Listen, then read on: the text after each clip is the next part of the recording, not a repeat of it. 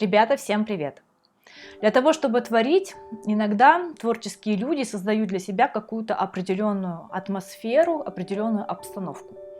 На кого-то влияют определенные вещи или даже время суток.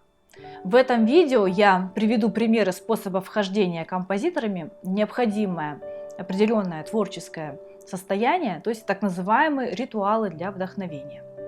Если вы знаете подобные примеры про этих или других композиторов, обязательно оставляйте их в комментариях. Итак, начнем с Гайдна. Гайден смотрел на блестящий предмет, так он входил в необходимое трансовое состояние. Этим блестящим предметом был алмаз на кольце его пальца. Без этого кольца он не работал. Как я помню, поправьте меня, Бетховен опускал голову в чашу с ледяной водой, чтобы усилить прилив в голове. Еще поговаривали, что Бетховен никогда не брился перед работой. Он считал, что бритье лишает его вдохновения. Следующим примером будет Глинка. Глинка, страдавший нервным расстройством, доходившим до галлюцинаций, писал, что в промежутках между припадками, когда его страдания становились немножечко тусклее, он садился за фортепиано и извлекал фантастические звуки, в которых отражались тревожившие его ощущения. То есть Глинка, возможно, нарочно доводил себя, раздражая свою нервную систему, что как раз и действовало на его воображение. Берлиоз. Берлиоз так описывал свое вхождение в творческое состояние. Он писал, что в его груди образовывалась пустота, и ему казалось, что сердце под влиянием какой-то непреодолимой силы испарялась.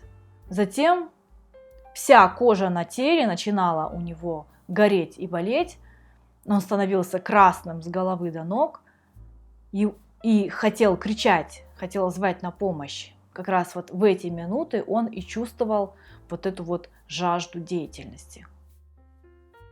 Чайковский. Чайковский настраивался в абсолютной тишине и нуждался в полном уединении.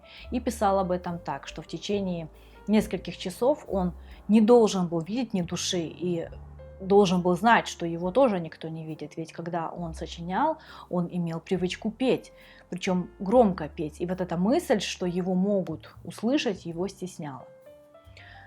Мусорский наоборот, настраивался всегда в шумной обстановке, и даже на рукописи его неоконченной оперы «Женитьба» есть такая приписка. Писано в квартире Стасовых при значительном толкании народов. Россини. Он сочинял исключительно лежа в постели. И случалось даже так, что исписанные нотные листы падали на пол. Но он никогда не наклонялся, чтобы поднять их. Ему было легче сочинить просто новую музыку. Ну, это и понятно, потому что он был затворником, почти не встававшим с постели, страдал глубокой депрессией и бессонницей. Глюк. Он приступал к работе всегда в старательно выбранном платье. И во время работы или на своих концертах он как-то всегда странно двигался.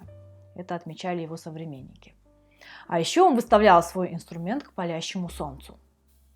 Вагнер окружал себя пышной роскошью, как средством, которое давало ему внешний импульс к творчеству композиции. И описывал все это в письме к Ференцу Листу. Писал, что для того, чтобы погрузиться в сферу воображения, его фантазия нуждалась в помощи дьявола роскоши, который как раз и вселялся в это время в него. Итак, спокойный умственный труд, даже связанный с большим напряжением, не так вредно действует на нервную систему, как продолжительные душевные волнения и накручивание самого себя. Требования, которые конкуренция в творческой среде предъявляет к последующим поколениям, по всей вероятности еще больше увеличатся, ведь конкуренция среди творческих проектов стала просто огромной, и от этого очень даже страшно. Поэтому, чтобы раскачать свое творческое состояние, музыканты, например, как-то находят для себя новые средства, и многие из них вовсе не являются безопасными. Поэтому, пожалуйста, не балуйтесь всяким. Спасибо, что посмотрели. Если у вас есть какие-нибудь вопросы, оставляйте их внизу и по возможности на них отвечу.